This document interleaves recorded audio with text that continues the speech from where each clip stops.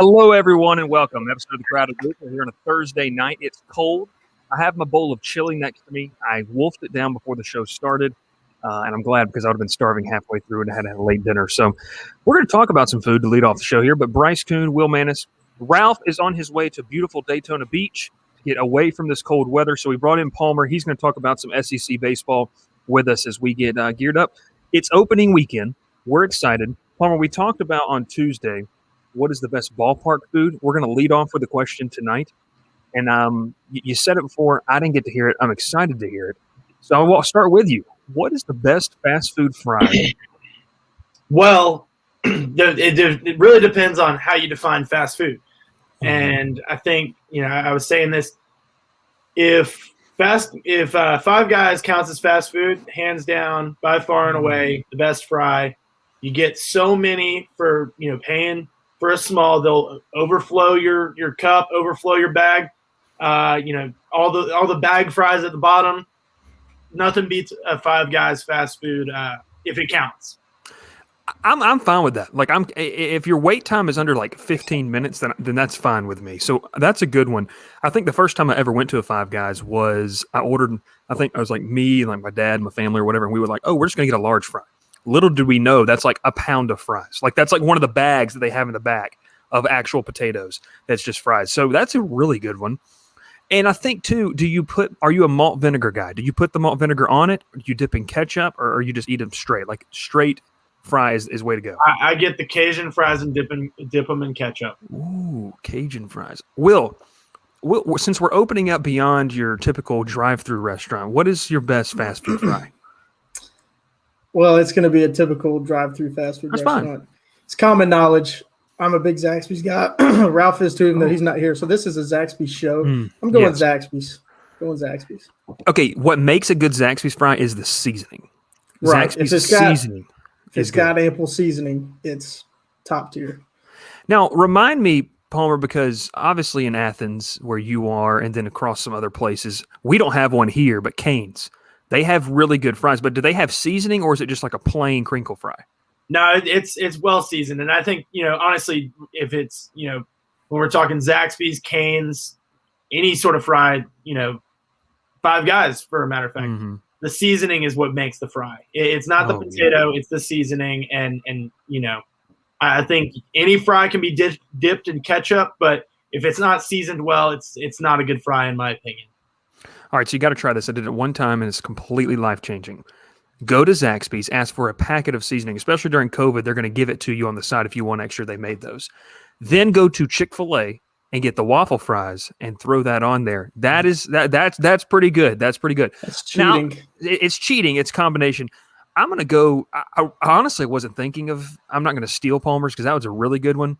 But Zaxby's fries are really, really good.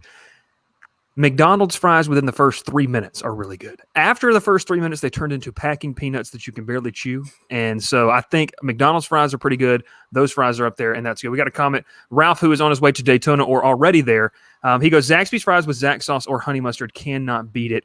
No. With a new spicy doing it wrong. Zax sauce. New spicy Zax sauce is good. I haven't had spicy Zax sauce, but I'm a wings guy. I get wings almost every time I go to Zaxby's. I dip the fries in ranch.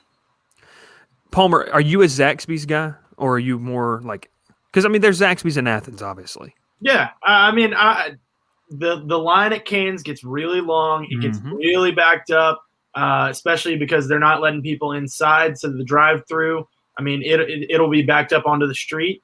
That's when I turn to Zaxby's. Cane's is closer to my house, so I will go to Cane's first. But typically, the line is so long that I don't want to wait that long, and I'll go straight to Zaxby's. I don't know about you in Athens, obviously, but the Zaxby's in Columbus, man, the wait time is ridiculous. It's so very bad. Slow. It's so slow, but it's worth it. Slow. The only thing, and my girlfriend's not watching, but if she was, she always tells me this: you can't let the sauce that they keep in a cooler stay in the packaging because then the Zaxby's fries get soggy. So that takes away. I like a nice crisp fry. I do not eat a soggy fry. That is not where I want to go with that. So we're going to talk about a little bit of SEC baseball. We obviously have Palmer on. He is going to be talking a little bit about Georgia. Will's going to be talking a little bit about Auburn. And then we're just going to preview the SEC as a whole before kind of heading to a little bit of a local look at the big Columbus State University right here, big powerhouse D2 program. So, Palmer, I'll start off with you. The Diamond Dogs are back. I mean, Friday, we're going to kick it off. People didn't think we were going to get here. COVID-shortened season last year. The name that stuck out to me, obviously, was Emerson Hancock. He's no longer a Dog. Georgia had this great pitching staff. But what are some names, maybe, if we've been too busy looking at football and hey, that big basketball win, if we've been too busy reading those articles, what are some things we got to keep an eye out for Georgia? Well, and when you mention Emerson Hancock, Cole Wilcox is a name that comes up right there with him. Those two were Georgia's two aces the last two seasons. And, Wilcox was a draft-eligible sophomore. He had first-round discussions and ultimately wanted a little bit too much money and ended up getting picked in the third by a team that was willing to pay him that money. And that was the Padres there. I believe he's since been traded to the Rays as a part of the deal for Snell. But, those two guys are going to be tough to replace. And that's where it starts for Georgia, is on the mound. Jonathan Cannon and Ryan Webb, those are two preseason All-Americans. Cannon was a freshman All-American last season. Made 5 relief appearances, posted a 3-0 record, had just 2 walks, 0.00 ERA. Doesn't get any better than that. 12 strikeouts and an opponent batting average of 111. So he is probably going to be Georgia's Friday night starter, throughout the season. Ryan Webb, the lefty, coming in off probably on Saturdays. Either one of those guys could go on Friday nights, and because they're both very high velocity guys that are receiving plenty of attention from the MLB. But neither one of them will be playing this weekend, actually. They're both dealing with some preseason health issues. Cannon was diagnosed with mono earlier this semester, and Ryan Webb tested positive for COVID-19 a couple weeks back. They're both back with the team now. Webb and is expected to be back probably next weekend. He probably could have gone this weekend. We were talking with Coach Strickland, and he said he's up there already throwing 94, 95, and, that they've just got to be careful with – both those guys, because they've got a future in the MLB. Those are two names to watch. As far as this weekend goes, though, it'll be 4 lefties for Georgia. C.J. Smith will start things off on Friday night. He'll probably be Georgia's Sunday starter, and he's been in that role for a while now, dating back to the 2019 season where Georgia hosted the regional. Smith is a super experienced guy. He has 18 starts in his 3-year career, including several in conference play. I remember him picking up a big win over LSU. I think he also factored in a win over Vanderbilt, both those in the 2019 seasons. So those are the 3 frontline guys for Georgia. This weekend it'll be Luke Wagner, Jaden Woods, and Charlie Goldstein. That's a true freshman, and redshirt freshman. Those 3 guys will take the mound in the later 3 games. Georgia's playing a 4-game series against Evansville, doubleheader on Saturday. So you'll see Wagner and Woods on Saturday and Goldstein on Sunday. And then once again, all 4 of the starters this weekend are going to be lefties, which is an interesting thing to look at. You talked about some young guys. I think that's what really struck out to me when you said freshmen and these younger guys that are getting experience with that Friday, Saturday, Sunday. Now, people who are not accustomed to the typical college baseball schedule, usually you're going to play a midweek non-conference when you get into conference play, and then that 3-game set. How big is that for these guys to get this experience with those big names you talked about kind of easing their way in? It's huge. I mean, like I said, we talked to Strickland earlier this week, and he said the hope is that, definitely by SEC play, but, probably week 3, week 4, that they'll be back to full strength. And when they get there, like I said, you'll have Cannon, Webb, Smith as your 3 Friday, Saturday, Sunday starters. You're not going to be playing a 4-game series over a weekend like that, but you'll be able to throw out, 3 guys that have starting experience, 4 guys if you include whoever starts the midweek games for Georgia early on in the season. That's likely to be either Ben Harris or Liam Sullivan. Sullivan is also a true freshman. You'll have probably 4 or 5 guys with starting experience that you can throw out there, either in a tough midweek game when Georgia gets, late in the schedule. They'll have Clemson for midweek games. They'll have Georgia Tech. Both of those are probably going to be ranked opponents. Having the ability to throw out guys like that in some of those bigger games that, can really determine where you're seated in a tournament, in the NCAA tournament later on.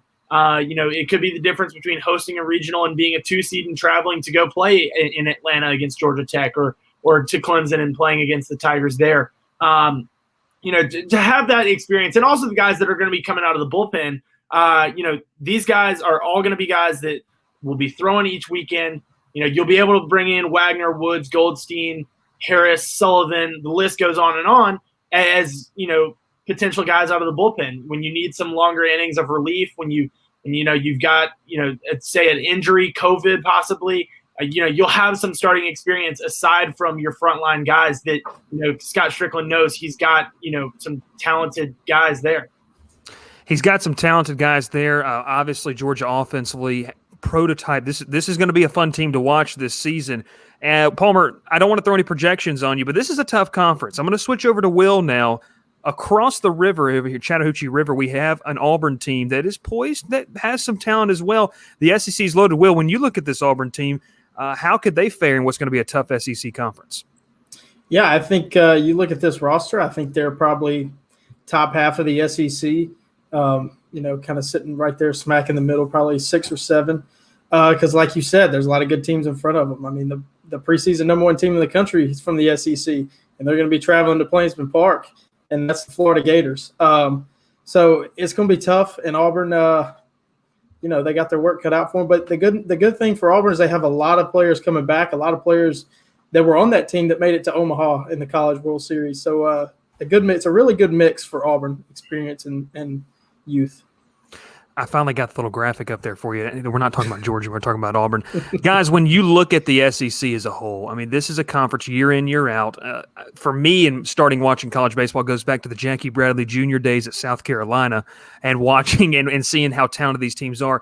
Obviously, Vanderbilt, the Vandy boys, they're there. Alabama usually employs a good team. I mean, you look across the conference, this team is littered with top 25 players, your perfect game, top 100. If they're not getting drafted, they're trying to stay home. And a lot of that is due to the Southeast just boasting one of the most fertile recruiting grounds, not only in football, not only in basketball, but in baseball. Palmer, what's a team that we should keep an eye on other than Georgia and Auburn that can make some noise this season? Obviously, Vanderbilt's there with Kumar Rocker. I mean, that guy. Have you ever seen a guy that's going to be more than a surefire top 3 pick, depending on what happens in the high school ranks with COVID? Yeah, so, I mean, he is – I would be willing to bet a lot of money that he's going to be the number 1 pick. I'm actually from the Nashville area and grew up watching Vanderbilt baseball, played travel baseball against Kumar, and we knew that from that point on, we knew he was going to be a really good baseball player. Probably didn't know that he was going to be this level of good, but, once you started seeing him play college ball, high school ball and college ball, his impressive performance in the super regional against Duke, that was the no-hitter there. You knew that kid was going to be really good. And obviously, fans, SEC fans, college baseball fans didn't get to see a ton of him last year with the COVID-shortened season. But, he's certainly a name to watch in the SEC, as well as, their number 2 pitcher Jack Leader. I believe that's how you say his last name. I could be wrong there. But, he's probably a top 5 pick as well. So, like you said, that Vanderbilt team is loaded. So aside from them and aside from Florida, Auburn, Georgia, who we've already mentioned, one team that I would watch is Ole Miss. I mean, they were really fun to watch last year. That was a team that I think, had Omaha potential, was scheduled to come to Foley Field and take on Georgia. It really would have been interesting to see. Ole Miss was a team that was, kind of led by their bats. And they had the big bats and they had, some shortstop play, second baseman. They lost a couple of players to the MLB draft. Anthony Servideo is a name that comes to mind there. But they bring back a lot of talent. Georgia will take on Ole Miss later this season. I believe it's late in May. But they will host them at Foley Field. So that'll certainly be interesting to watch. But it definitely would have been really fun to watch, the guys that we mentioned there earlier, Hancock and Wilcox, go up against that Ole Miss offense last season. Will, I'm going to go over to you now. When you look at the SEC, obviously Auburn's there, not too far away. Alabama talks about a good team. Mississippi might be some of the best baseball you've seen. With those two teams, might be the best state for college baseball. When you look at this SEC conference, who stands out to you? Man, I'm going to go with 3 blue bloods that I'm not going to love to see my Auburn Tigers go up against, and that's the LSU Tigers, Mississippi State, who knocked Auburn out in Omaha a few years ago, and Texas A&M. Those 3 probably, I would say, might be the 3 best programs year after year that are in the SEC. They're consistently at the top. They're always, in the super regionals, always pushing to go to Omaha. So watch out for them. They're deep. They're deep like they are every year. They've got great pitching depth. They hit. They get on base. I mean, they're just fun teams to watch. I'm going to throw one out there, Will. I don't know if you said it because you named a couple, but LSU, another team that has an elite pitching staff that'll be a lot of fun to watch with these teams going at it. So SEC baseball is back. College baseball is back. Palmer, I want to get your thoughts. We were talking about it before the show. Baseball season, softball season might be starting, but basketball season's still happening. Were you shocked to see the Georgia Bulldogs knock off the top 25 ranked Missouri Tigers at home after facing a double-digit deficit? Coming into the game, if you had told me Georgia won that game, I would have been surprised, not shocked. But like you said, they came back from down 13. I was shocked at that. This is a Georgia team that has fought back and you played some really good basketball in the second half recently. You look at the game against Tennessee, they were just totally manhandled in that first half against the Volunteers. Seemed like every shot was falling for them. And Georgia fights back and makes that a single-digit loss. They covered the spread there. And so, this is a Georgia team that's not going to go away, without a fight. They're going to battle. And, it's certainly going to be interesting to see. They've got 3 games left scheduled as it stands. They go on the road to take on Florida this weekend. Then they host LSU, and then they'll host South Carolina.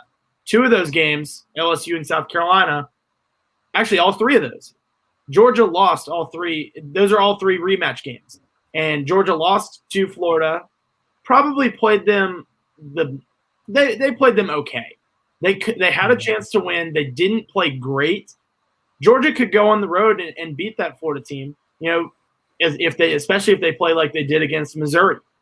Against LSU, Georgia shot the ball lights out on the road, lost in overtime. It'll be interesting to see if Georgia can shoot like that once again against the Tigers. They don't play great defense, but they're certainly an offensive team. Georgia doesn't play great defense, and they can be an offensive team. That'll be an interesting matchup to see. And then I really do expect Georgia to come out, with something to prove against South Carolina. That was a bad loss earlier this season, just totally blown out. And, the way that the team has responded to that is they've gone on a nice run here. Obviously they dropped games against Tennessee and Alabama, both those on the road, but both those teams are top 25 teams, in the conversation with the NCAA tournament, putting out the seedings earlier on. That was a 2 and a 3 seed right there. Missouri was a 3 or 4, I believe. And so I don't think Missouri is going to be on the 3 or 4 line, given the 3-game losing streak that they're on. But I do think Georgia, especially if they win a game or 2 in the SEC tournament, they've got a chance to make some noise and possibly be a bubble team. You say that, and I want to throw this out here because people, I've been talking about that. People are like, really? Now, obviously, Joe Lunardi, Jerry Palm, they have the big brackets everyone pays attention to for bracketology. But one that I always like to look at is it's called Bracket WAG. Now, it's WAG. I don't know if you follow them on social media, but this guy, his name's Shelby. He does a fantastic job. And every single year, he's about correct. Now, he's featured on radio stations around the country, collegeinsider.com. Right now, he has Georgia sitting on the others considered for at-large bids. If you count it out, they're about the 8th or 9th team out. So if you look at the schedule, obviously that game against Texas A&M that we're assuming will not happen. That could be interesting to see kind of what happens. Meanwhile, Will, for Auburn, no postseason opportunities this year. Is Sharif Cooper going to stay, in your opinion? I mean, does he stay and play with what is going to be a loaded class once again for Bruce Pearl, or is this kind of just, play as well as you can, and let's see what happens towards the end of the season for Auburn? Yeah, Sharif Cooper, I have no idea, and I don't think anybody has any idea. It's truly a toss-up 50-50 because you look at mock drafts, some people have him as like a late first rounder, even a second rounder, and others have him in the lottery. I mean, the problem is he's an undersized point guard with a shot that struggles. I mean, he really can't shoot the basketball very well or consistently. But the things I have read, because I'm not a shot doctor, I don't know enough about it to make any claim like this, but I've read up on him a little bit, and there's some positives about it. It's not a total mechanical overhaul needed. So, the likelihood that a team would take him in the lottery is pretty high in that regard. And we've seen NBA teams do this. A guy have a weird shot in college, and they work with him, and he turns out to be an all-star, which I think Sharife Cooper could be in the NBA. But you said it. If he comes back next year, it'll be a loaded class. And, there's been several pundits, talking heads on TV saying if Sharife Cooper comes back with the class coming in, namely Jabari Smith, Auburn is going to be a hot pick for a Final Four run again. They have a talented team. We always know at Auburn's a team, when they get hot, they're hard to stop. Guys, when you look at the SEC, and I'll throw this back to you, Palmer, before we kind of jump into some more conversation about some local baseball before I let you go. When you look at the SEC, you talked about some of those teams that appear on that line. Obviously, Tennessee is a weird team. They're kind of this Jekyll and Hyde type of team.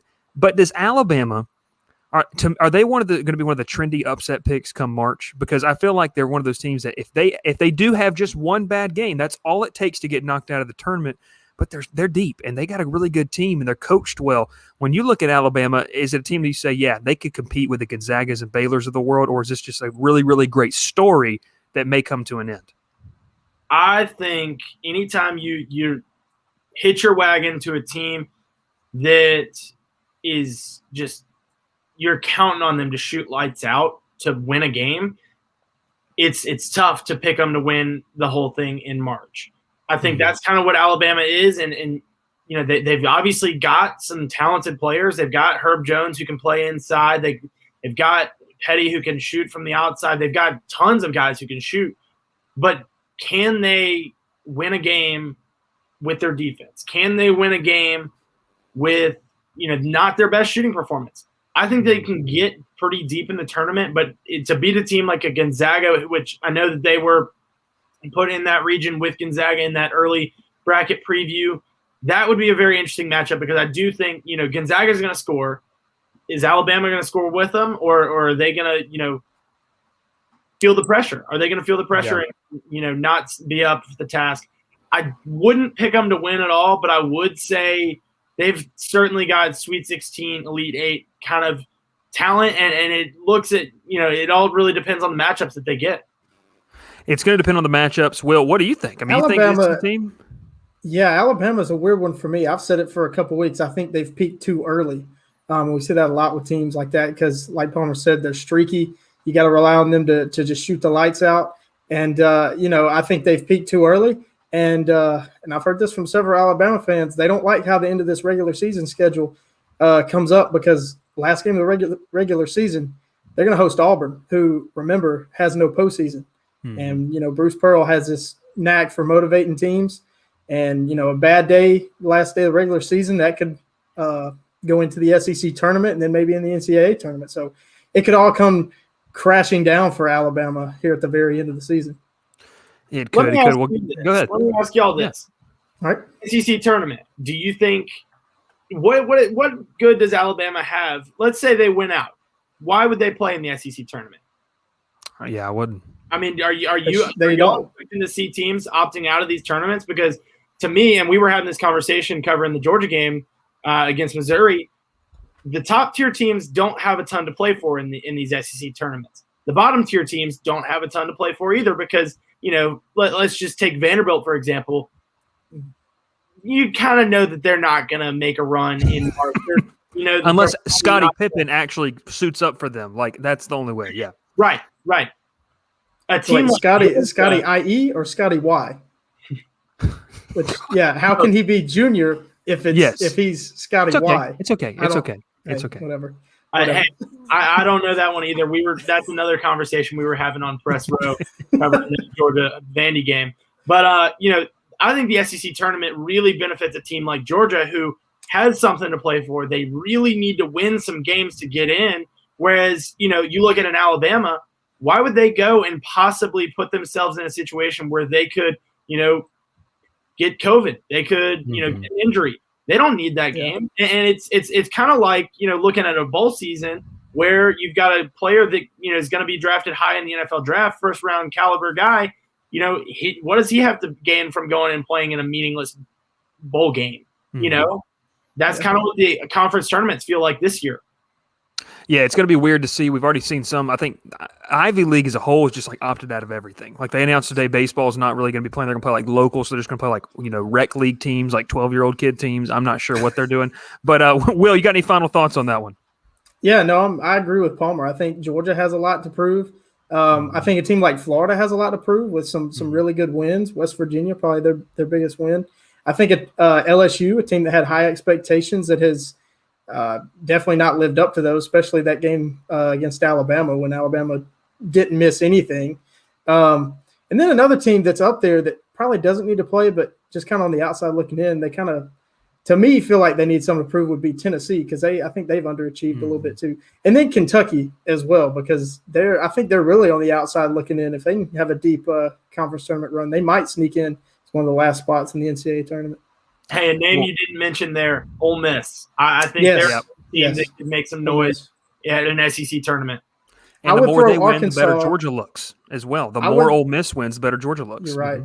I would throw Arkansas in there as a team that doesn't need the conference tournament. I think they've proved more than enough also. Well, listen, guys, we talked a little bit about college baseball. It's back on the diamond, and it's back as well. We're going to go to commercial. Palmer, we appreciate you coming on, man. Best of luck to you with some baseball coverage this weekend. Hey, let's hope the Dogs get a clean sweep of the weekend. That'd be a great way to start off the season for the Red and Black up at Foley Field. We know that the greenhouse is going to be absolutely rocking in right field, no matter if it's snowing or not. And so I know Palmer will probably have to take a picture from his vantage point of wherever he is watching the game. And so we appreciate it, Palmer. Thanks for coming on, man, and best of luck to you the rest of the way. Will do. Thanks, y'all. Now, Will, I want to hit this real quick because I should have said it with Palmer on. We had our most impressive viewer watching at one point before we go to commercial here, and his name is Mike Morgan, ESPN broadcaster on the SEC Network. He decided to tune in. Palmer was talking, so hopefully he did not discredit anything Palmer had to say about some Georgia baseball. But indeed, he will be broadcasting some baseball and some basketball. And we should get him on the show to kind of talk about things that we obviously have no idea what we're talking about. So we're going to bring on a guest here later on. Will and I are going to talk a little bit about Columbus State. Let's dive right into that before we go to commercial because I want to get that. Before we get into that, I made an awful mistake. I forgot to mention the local guys that are going to be contributing big time for Auburn baseball this year. Go ahead, yes. Number one, returning, he's a junior or sophomore. I can't remember because they got an extra year. Ryan Bliss, somebody's shortstop, played at Troup County, just up the road from us in LaGrange. Leadoff hitter. Probably he's one of my favorite players to watch on the team. And the other one is former Columbus High catcher Ben Shore. Had a really strong fall and really pushing for some playing time. It kind of looks like there's going to be a platoon for Auburn behind the plate, and Ben will probably get some playing time. We got some viewers I want to shout out here. Margene Waters watching. She's a big Alabama fan. She's a big Alabama softball fan. The Crimson Tide have a fantastic softball team that did a great job softball, as well. I got to plug some Auburn here. Oh, man, I'm forgetting the girl's name. I'll have to Google it. True freshman. Sorry, I'm sitting here typing. No, you're fine. It's completely okay. I'll keep talking. I'll keep shouting out and you look it up. You look it up, okay? We also have Cody Baker watching with Auburn's he works with Auburn's video and creative team. Cody, if you had anything to do with the Brian Harsin pump-up video this past I think it was like a day or two ago. Video made me want to jump out of bed and Will doesn't ever jump out of bed for anything. Never. I mean, never. Unless it's Taco Bell. Like, I mean, he's not jumping out of the bed unless that is we're going correct. Taco Bell. Taco Bell does get me excited. We have another one, Patsy Lane, Larry, big Auburn fan. We're hoping to see some Auburn baseball in person this year as well. Will, I'm going to let us go to commercial. You go look it up. You get it back. We're going to talk a little bit about Columbus State. Then we're going to bring on a local talent that is headed down to the original title town when we come back. Everyone, thanks for watching. Stay tuned. We're going to be back here in about 30 seconds. Cook's Place began serving our signature hot dogs in 1985 from a cart on Broadway. We still serve the best hot dogs and scrambled dogs in town at the corner of Moon and Miller Road and at the landings. Our friendly staff won't let you leave hungry. Come in and eat to the beat with our 50s jukebox. Cook's Place, fast service, great people, awesome food. What are you waiting for?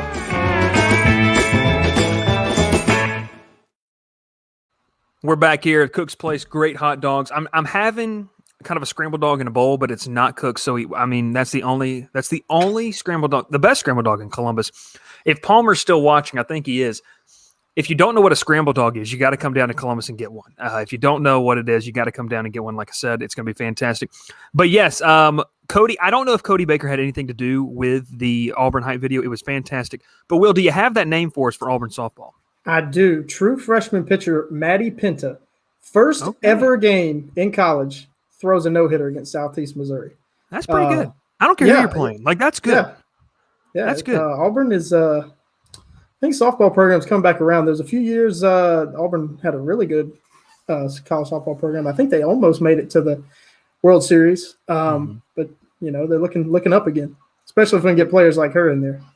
Oh, yeah. Talent like that's definitely going to help building that program up. We got another viewer watching, Michael Lane. Michael is a big Georgia Tech fan. Georgia Tech baseball, we didn't really get a chance to talk about that. They were ranked, D1 baseball had them number 15 in the country. Will, you were saying they were ranked in the 20s. Baseball America talented. Has them 23. Yeah, Baseball America has them at 20. So that's going to be Auburn plays Georgia Tech.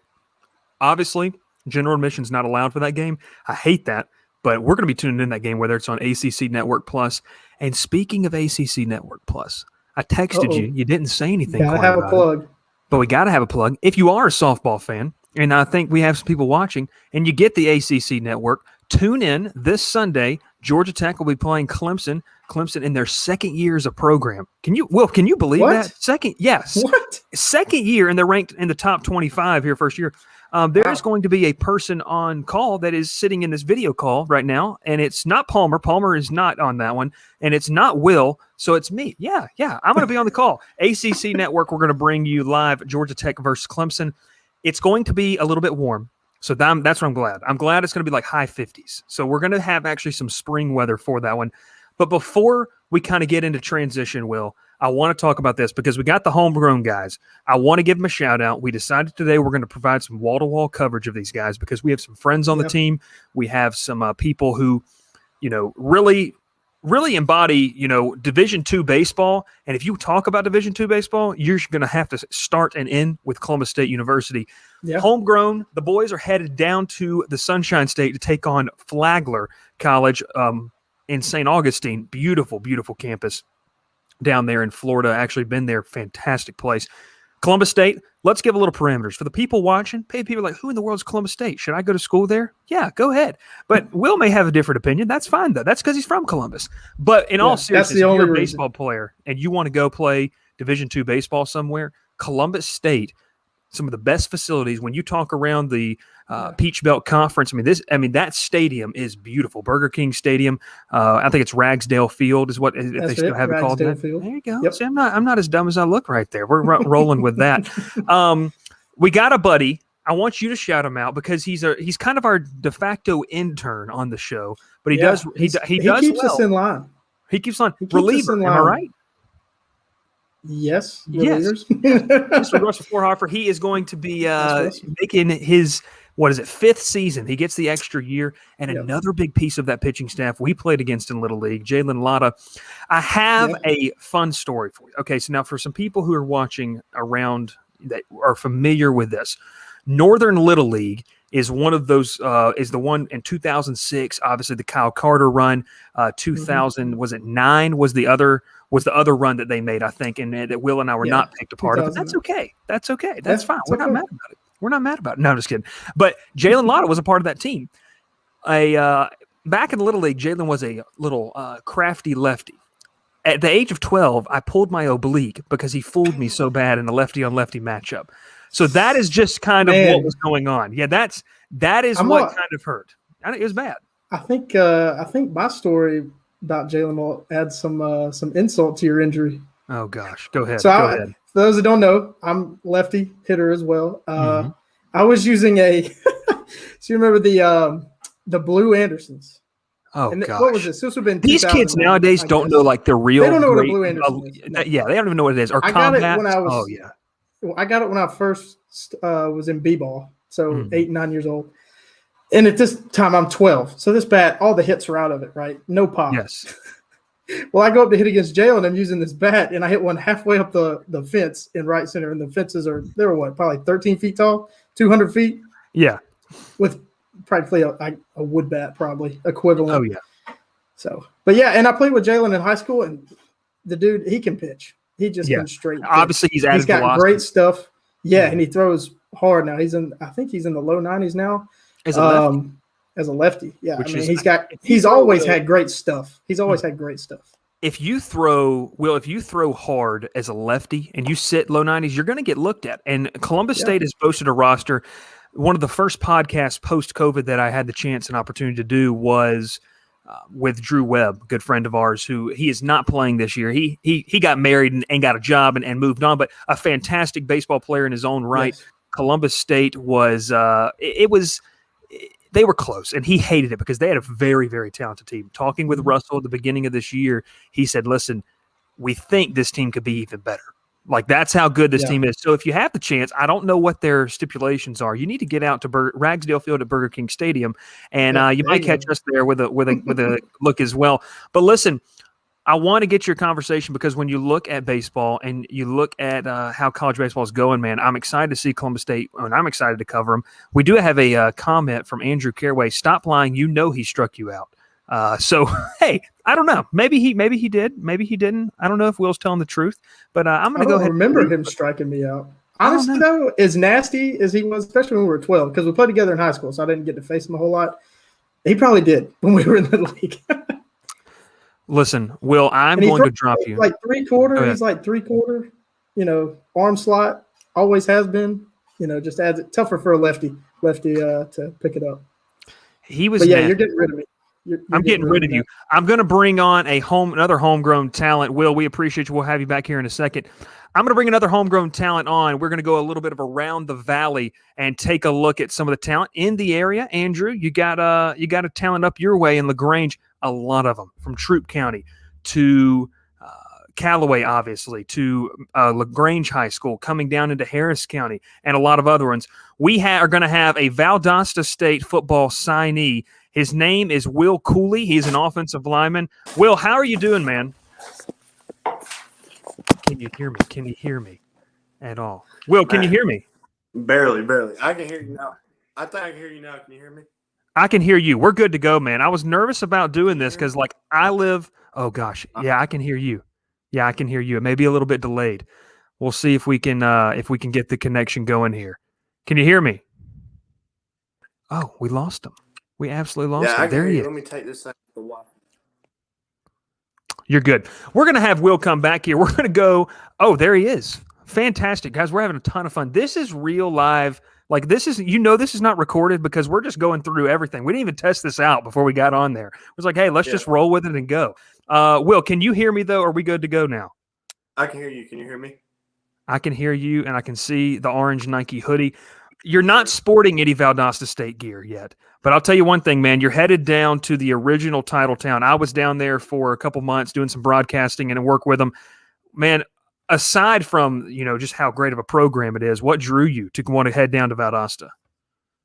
Well, I told Mr. Ruff, I've been all over the East Coast. Right before signing day, I had gone to a lot of places and I had seen a lot of stuff. And that was a good thing for me. It really gave me a way to make a mental list of the stuff that I wanted in school and the stuff that I didn't. And Valdosta State kind of came into the recruiting process late for me.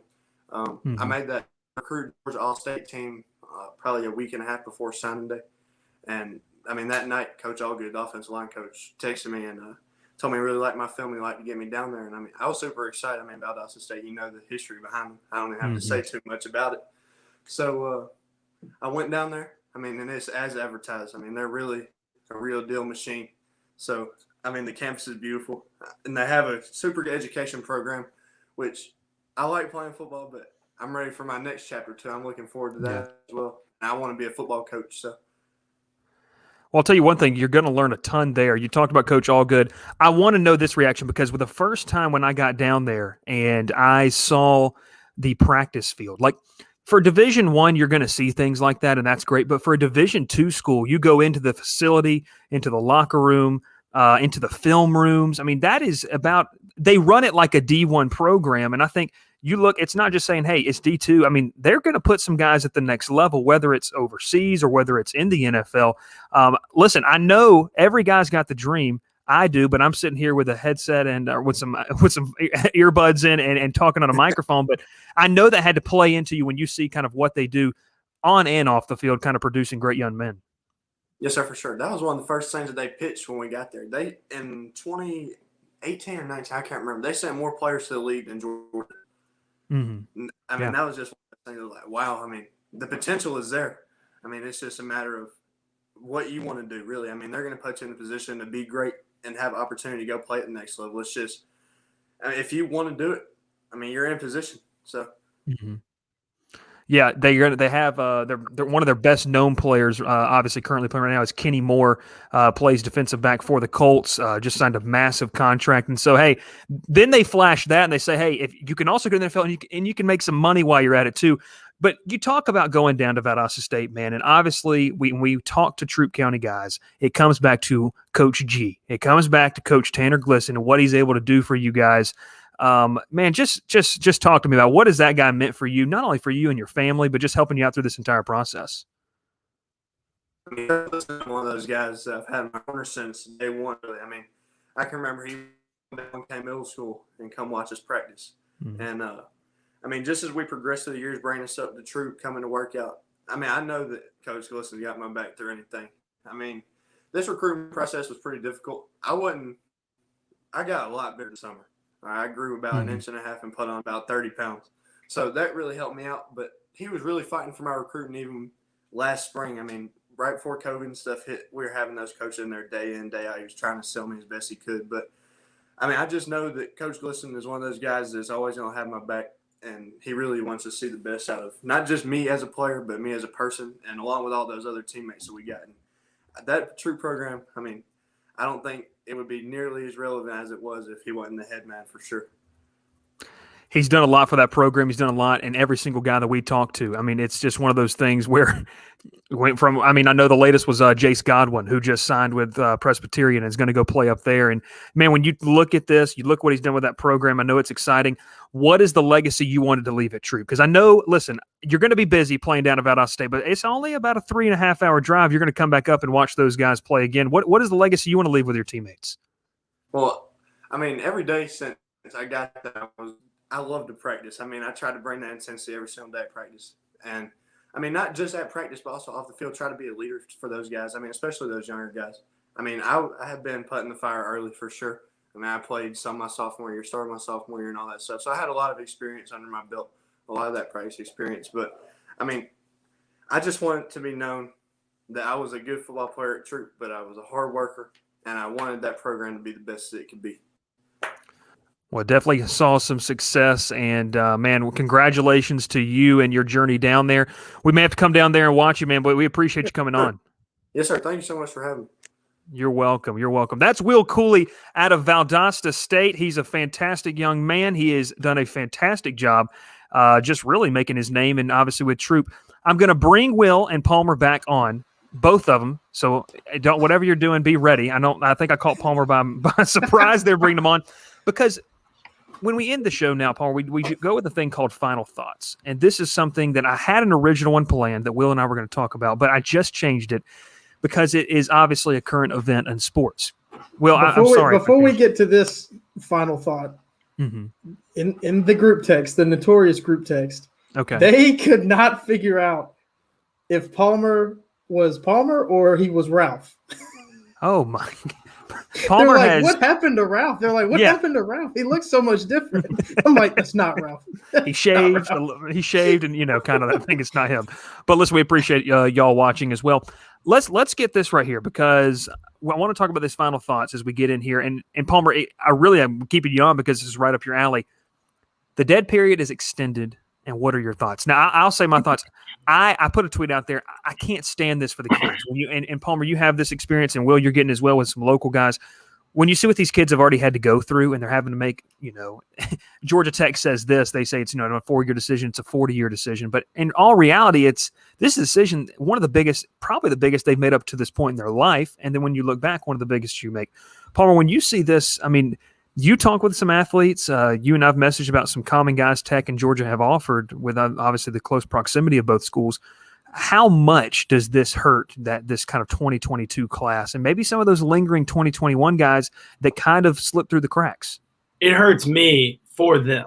I mean, I hate this so much for those guys because I know, like you said, this isn't a 4-year decision. It's a 40-year decision. And that's not just a Tech thing. That's, when really any school. I mean, you look at what these guys, what is important to them in recruiting, and it is the relationships that they build with coaches, what these schools can do for them after football in terms of an education and in terms of getting them ready for, what life is going to be like when they're not, between the lines. Mm-hmm. And so I really do hate this for these kids because it is important to be able to go visit some of these schools. And it is important to be able to go, experience the culture and the atmosphere and all that in person, because you can do these Zoom chats all you want. These schools, they've had to adapt. They're figuring things out. They're doing these virtual visits. They're showing off their facilities, but you can only learn so much through a camera. And, mm-hmm. You really learn a lot about a college town, a person, a coaching staff, players, facilities, etc. when you're there in person and when you get to see it, smell it, feel it, touch it, whatever, you learn a lot about, things, and you feel a different way when you're there in person. And, I know that's the case for me, having covered games online versus in person, it's not the same. And mm-hmm. so, to be able to be at some of these at some of these schools and experience some of the experiences that I've had, I can only imagine what these recruits are going through when they've got to make a college decision, which is already hard enough as it is, without being able to go to some of these schools. And obviously, the hope is that things will open up throughout the summer and into the fall, and that these kids will be able to be in stadiums this fall. But there's no guarantees. And the hope was that things would open up April 15th, and it's mm-hmm. Being pushed back. And so, when the NCAA, for better or for worse, they're making the decisions, and it's really hurtful to these, 2022 guys that are trying to make decisions ahead of their spring senior season, ahead of, an early signing period so that they can get on with their college careers and, enroll at these schools come January. They want to be able to enroll these schools, and I think it's a tough decision as well. I want to read a tweet from a guy who has a Georgia offer, has a Georgia Tech offer, and kind of a great high character guy as well. Jake Pope, a 3-star athlete from Buford. He put this tweet out last night. It doesn't make sense how you're supposed to able to make a lifelong decision when we can't even go see any of the campuses and coaches in person.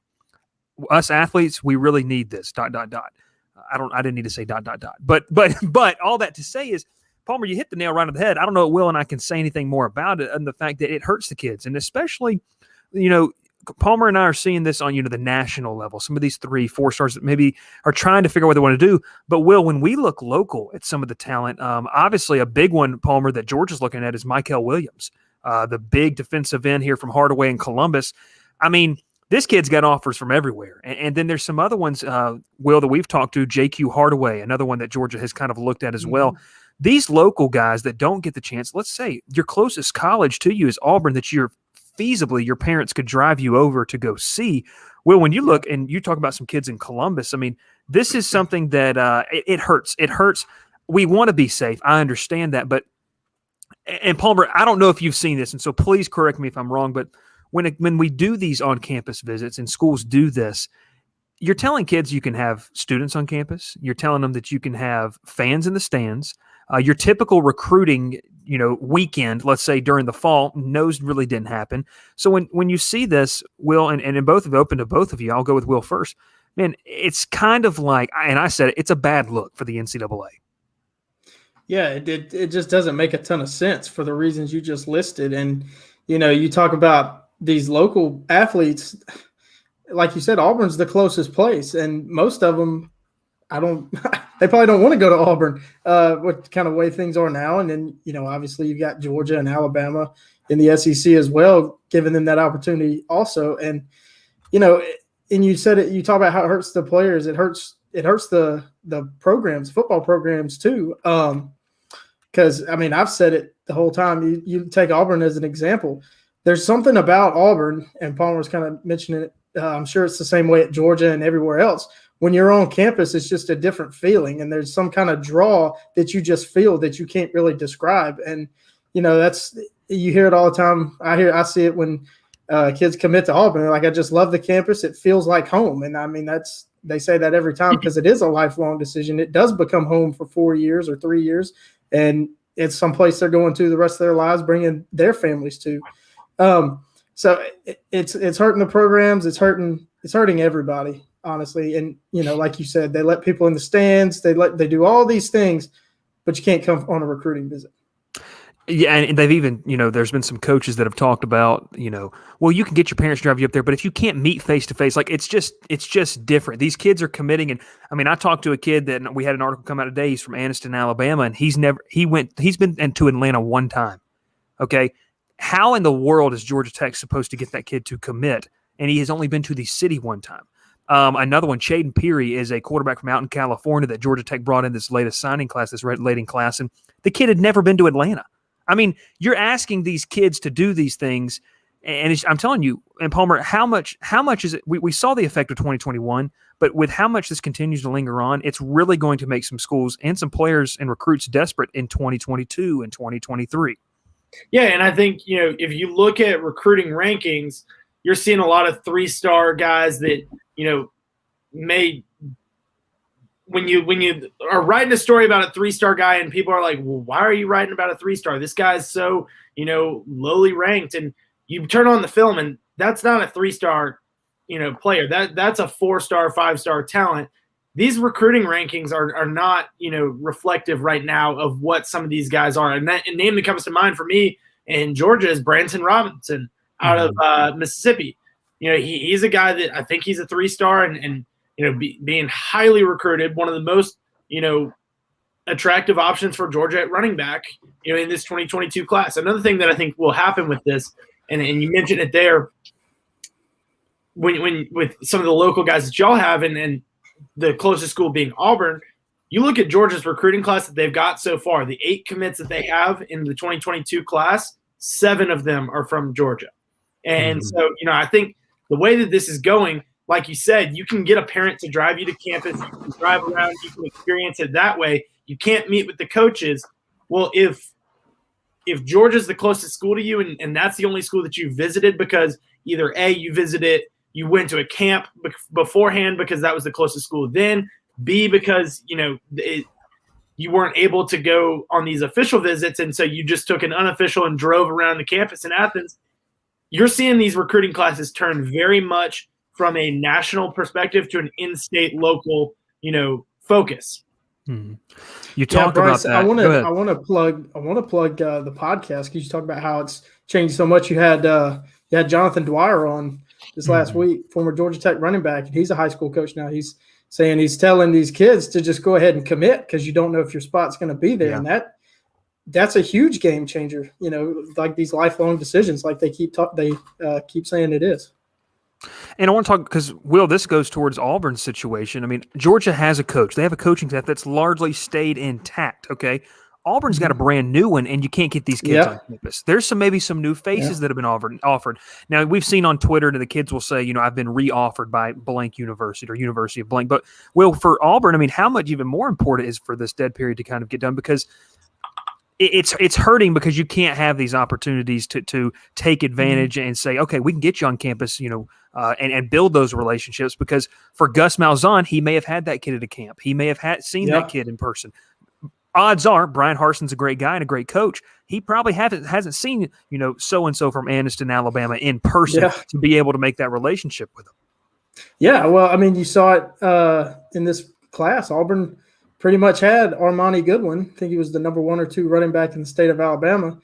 they fire Gus Malzahn. You don't know who's going to be retained from the coaching staff, and he decides to sign with LSU. So it cost Auburn a big-time recruit. But, yeah, you say it, relationships, and relationships are big. It's a big deal with Auburn, the Auburn family. It's a big deal. And people that are drawn to the Auburn family because of the relationships you build.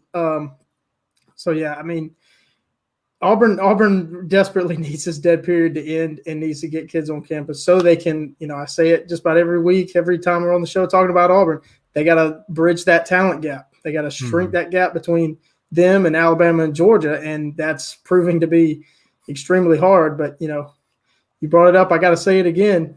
The job that Brian Harsin and the staff did from the early signing day to signing day was incredible.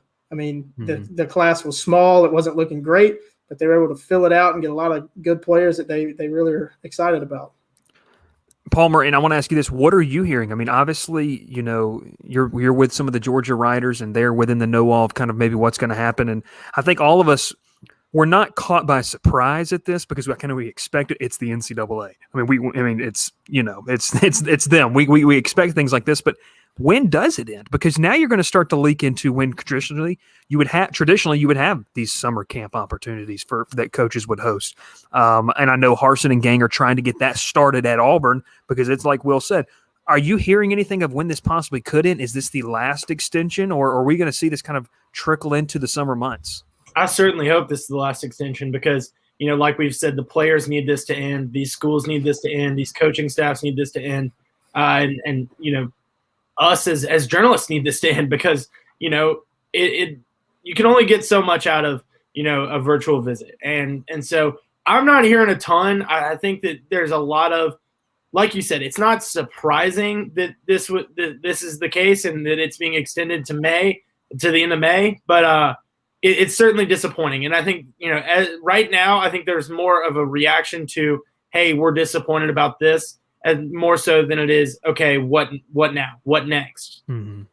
It's going to be what next. We hope to not see this trickle into the summer months and start to affect some of the kids that are wanting to commit before the senior year. Was talking with that same kid the other day, and he said he really wants to make that decision because he wants to be able to focus on football in his senior year and his friends and his family and have that decision behind him.